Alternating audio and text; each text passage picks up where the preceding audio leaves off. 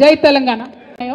వాస్తవానికి ఎటువంటి ఇబ్బంది లేకుండా పెన్షన్లు ఎవరికైతే వస్తున్నాయో వాళ్లకు పెంచి డైరెక్ట్గా జనవరి 1వ తారీఖు నుండి ప్రభుత్వం ఇవ్వాలనుకుంటే ఏదైతే 2000 పెన్షన్ ఉందో 4000 చేస్తామని చెప్పినారు. ప్రజలకు అసౌకర్యం కలగకుండా డైరెక్ట్గా 1వ తారీఖు నాడు 2000 వస్తున్న వాళ్ళందరికీ 4000 ఇచ్చి ఆ తర్వాత అప్లికేషన్స్ తీసుకుని ఉంటే ప్రజలకు కూడా సౌకర్యంగా ఉండేది.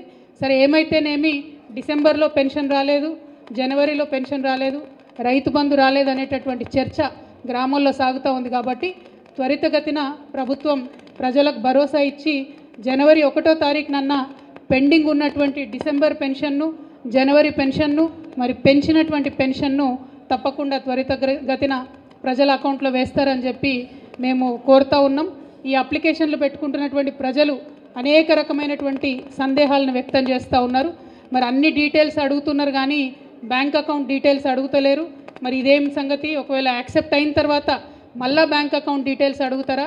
ఇది కాలయాపన చేసేటటువంటి ప్రయత్నం ఏమన్నా జరుగుతుందా అనేటటువంటి చర్చ ప్రజలలో కొనసాగుతున్నటువంటి సంగతి మీ అందరికీ తెలుసు. అట్లనే 200 యూనిట్ల కన్నా తక్కువ ఉన్నటువంటి వారందరికీ కూడా ఫ్రీ కరెంట్ ఇస్తామని చెప్పడం జరిగింది. మరి డిసెంబర్ నెల కరెంటు బిల్లు వచ్చే జనవరికి వస్తుంది కాబట్టి మరి అప్పుడు కట్టాలనా వద్దా అనేటటువంటి చర్చ కూడా ప్రజల్లో జరుగుతున్నది. ఇంకా చాలా అనుమానాలు ప్రజలకు ఉన్నాయి. మరి ముఖ్యంగా మహిళలు చాలామంది మమ్మల్ని అడిగేది ఏంటంటే, చాలా ఇండ్లలో మగవాళ్ళ పేరు మీదనే గ్యాస్ సిలిండర్ ఉంటుంది. మరి అటువంటి ఇండ్లలో మాకు అసలు వర్తించదా 500కు గ్యాస్ సిలిండర్ అనేటటువంటి అనుమానాలు వ్యక్తం చేస్తున్నారు. ఏదైతే ఒకటే ఫార్ములో అన్ని 6 గ్యారెంటీలకు సంబంధించి డేటా తీసుకుంటామని చెప్పిండ్రు. అందులో మరి ఇప్పుడు 5 గ్యారెంటీలకు సంబంధించిన డేటానే తీసుకుంటున్నారు. నిరుద్యోగ భృతి అనేటటువంటి కాలమే లేకుండా చేసినారు. మరి యువ మిత్రులందరూ కూడా కొద్దిగా కన్ఫ్యూజన్లో ఉన్నారు.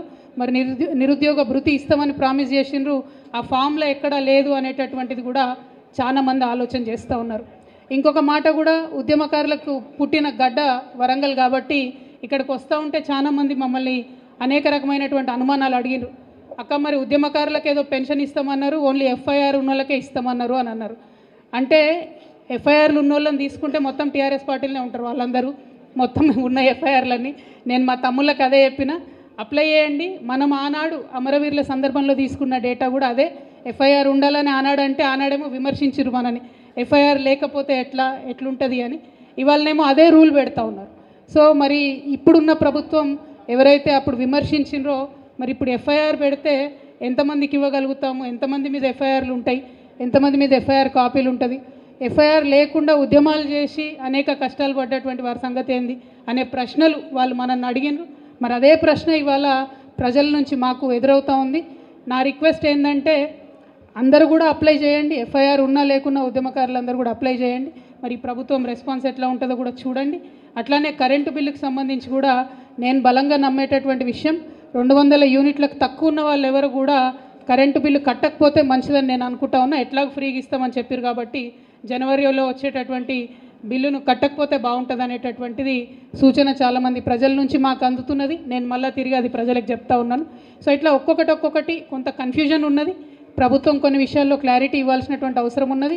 ఎప్పట్లాగానే బీఆర్ఎస్ పార్టీ కార్యకర్తలు ప్రజలకు ప్రభుత్వానికి మధ్యలో వారధిగా ఉంటూ ప్రజలకు వచ్చేటటువంటి అనుమానాలను, ప్రజలకు వచ్చేటటువంటి ఈ లైన్లలో నిలబడేటటువంటి కష్టాలు మళ్ళీ మొదలైనవి. వాటిలో సౌకర్యవంతంగా ప్రజలు ఉండేటట్టు మన తరఫున ఎంత వీలైతే అంత ప్రజలకు సహాయం చేసేటట్టుగా ప్రయత్నం చేయవలసిందిగా నేను కోరుతా ఉన్నాను. మరొక మాట, ఇప్పుడు వచ్చినటువంటి ప్రభుత్వం పదే మనం చెప్తూ వచ్చింది,